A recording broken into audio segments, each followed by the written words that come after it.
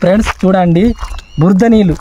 ఇదే నీటిని తాగుతారు, అలాగే ఇదే నీటితో స్నానాలు కూడా చేస్తారు. చూడండి, మొత్తం బురద నీళ్ళు మొత్తం నింపినారు. ఇప్పుడు ఊరికి వెళ్తున్నారు. అందరికీ నమస్కారం. ఈరోజు మారుమూల ఆదివాసి గ్రామానికి వచ్చిన ఈ విలేజ్లో ప్రధానమైన సమస్య ఏమిటంటే నీటి సమస్య. ఎండాకాలం వస్తే వీళ్ళకు చాలా ఇబ్బంది అవుతుంది.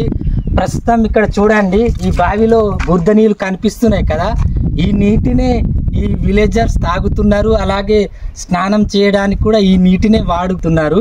ప్రస్తుతం ఈ విలేజర్స్ ఇక్కడ ఉన్నారు. ఒకసారి అవన్నీ అడుగుతా. అంటే ఇదే నీళ్ళు తాగుతారా? స్నానాల కొరకు కూడా ఇదే నీళ్ళు. విన్నారు కదా.